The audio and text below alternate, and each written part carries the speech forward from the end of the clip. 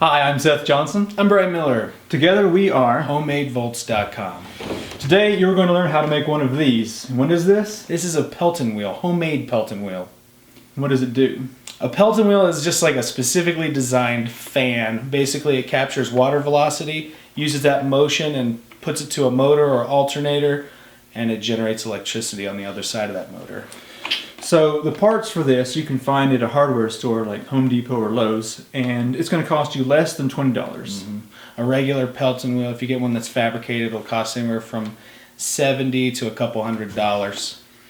So this wheel that we've created, which you're about to learn how to make yourself, is about 13 inches because our design that we have at HomeMadeVolts for our housing is 14 inches wide. Mm-hmm. Do you want to know what parts go into it? Sure, tell me about it. For the Pelton wheel, the base that we're building off of is a 10-inch metal cutting disc. The size of your disc is really contingent upon the housing of your turbine, however fast the jets are pushing water into the Pelton wheel, that sort of thing. So for us, a 10-inch disc is great because it's going to make a 12-inch Pelton wheel.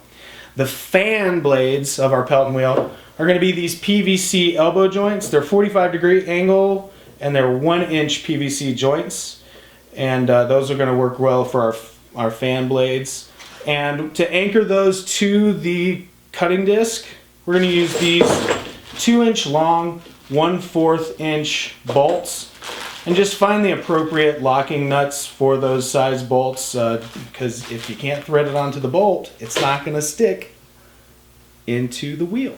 Tools that you'll need to begin prepping your Pelton wheel for assembly. One of those tools is a couple of C-clamps. If you don't have like a table clamp or anything, these are relatively inexpensive, and you just clamp them to a table. That'll hold your PVC joints and your cutting disc pretty steady as you're drilling holes and cutting things. You'll need a saw, preferably a hack saw, because we're going to be cutting into some nice small PVC joints, and that'll help kind of stabilize and make sure the detail's good. You'll need a drill of some kind. A hand drill will work. A hand drill with the appropriate size bits that your bolt will thread through.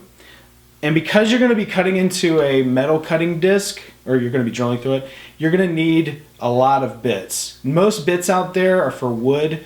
They're going to be too soft. You're going to be burning through those real quick.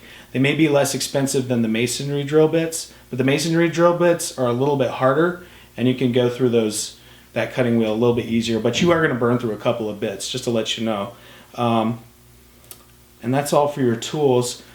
In terms of what we're using to make things a little bit faster and to remove as much human error as possible, we're going to be using a drill press. That's going to keep our drill holes nice and straight. And I'm using a Dremel to cut instead of a hacksaw, just because it's a lot faster and a little more effective. If you've got these tools, use them. They're better. Now, safety is a big deal because you're going to be cutting through the PVC that we're going to be using the Dremel. It's going to kick up a lot of dust. I don't want to breathe that junk in. I don't want you to breathe that junk in. So we're going to be using a mask. I think this is a painter's mask, so it's not going to get anything in there. Some goggles because you'll look awesome. It will be noisy in this garage, so we've got some ear plugs. Dude, these goggles are messy. And we've got some gloves, just in case I get a little crazy with that Dremel. Now it's time to measure and mark our cutting disc for the PVC pipe. We have a template from HomeMadeVolts.com that you can use, and that will evenly space the holes for drilling. Or you can do it through mathematics, which is take the number of PVC pipe joints you have and divide from 360. And it'll give you the angle you need to move for each of these drill locations. If you do not have them evenly spaced, the wheel will actually wobble as it's being used, and that will reduce your power production, but it also wear down your motor over time. Each side of this PVC joint from side to side is actually about 1.5 inches, even though this is a 1-inch PVC 45-degree angle joint. I had a hard time figuring out how we're going to make the slice all the way down the center since we don't have a table saw or anything like that, or a skill saw or anything. So what I'm going to do is I'm going to make a mark directly down the middle by taking this 3/4 inch board setting it on our table here, I've already marked a 1-inch segment right here. I'm going to push this PVC joint as tight against the table as I possibly can so that I know it's flat. And then I'm just going to make my mark right here. Boop, boop, right there. So I've marked 1 inch of a slice on this one side. Now I'm going to do the exact same thing on this other side. Make sure it's flush with that mark there so I know that it's 1 inch. So there, that's 1 inch, that's 1 inch. Now I know when I cut through these lines, they're both going to be directly on each side of each other, so that it's going to be completely straight when I've threaded the cutting wheel through that. Now it's time to take your PVC pipe and we're going to drill a hole all the way through the center, and it's going to be a 1/2 inch away from the edge of the pipe. We're going to be using a drill press, but if you do not have a drill press, you can use a hand drill and either eyeball, or you can go over to HomeMadeVolts.com and get the template we have for you. And that will help with consistency because you're going to be drilling through about 14 of these, depending on the size of the cutting disc you need. Let's drill.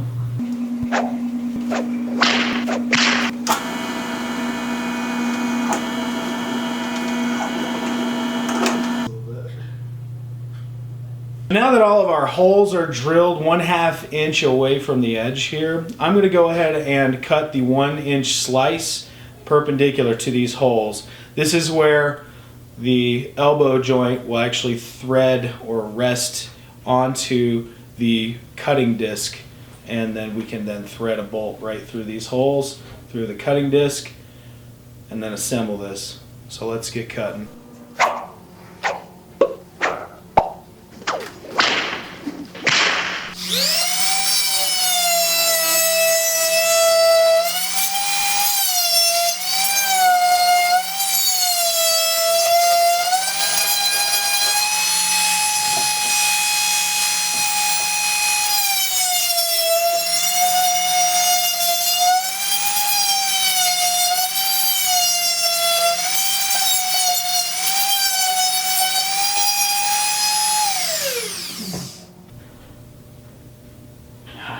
We've got our template on the cutting disc, and we're going to use our drill press to cut the holes through this.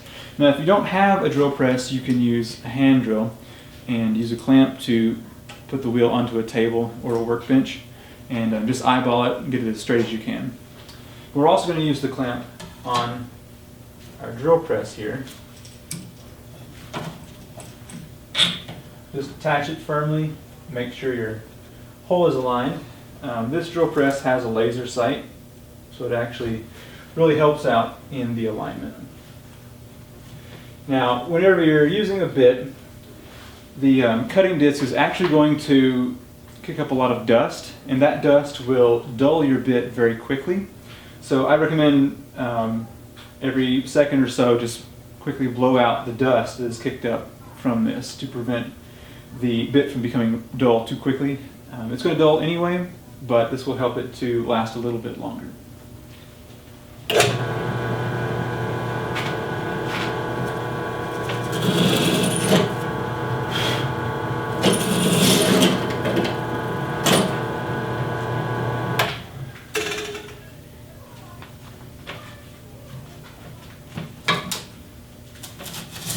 All right, and there's cut number 1.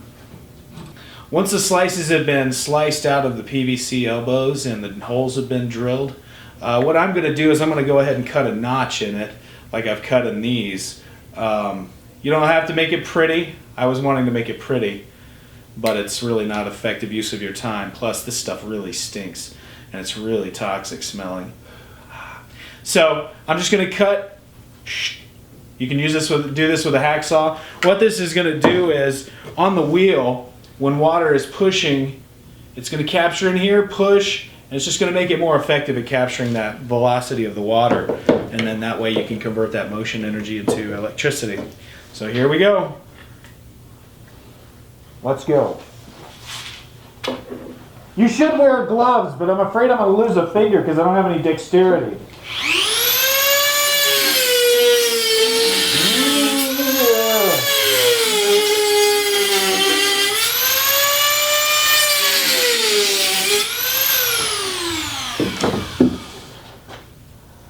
have it.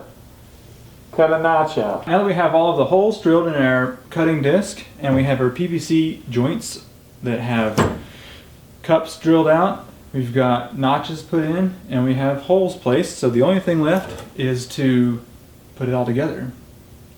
So simply take your PVC joint and line it up with the hole on your cutting disc. Take your bolt and just press it through both sides here, like that. Take your locking nut and just tighten it down.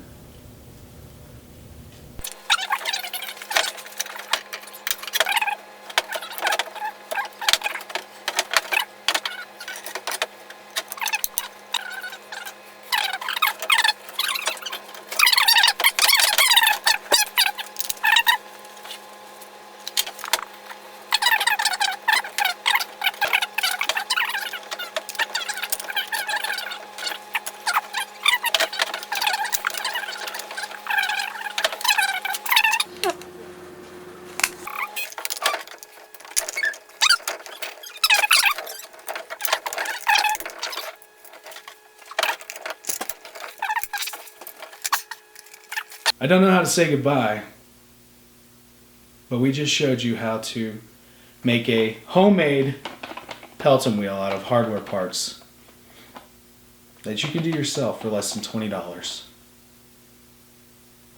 I don't know what else to say.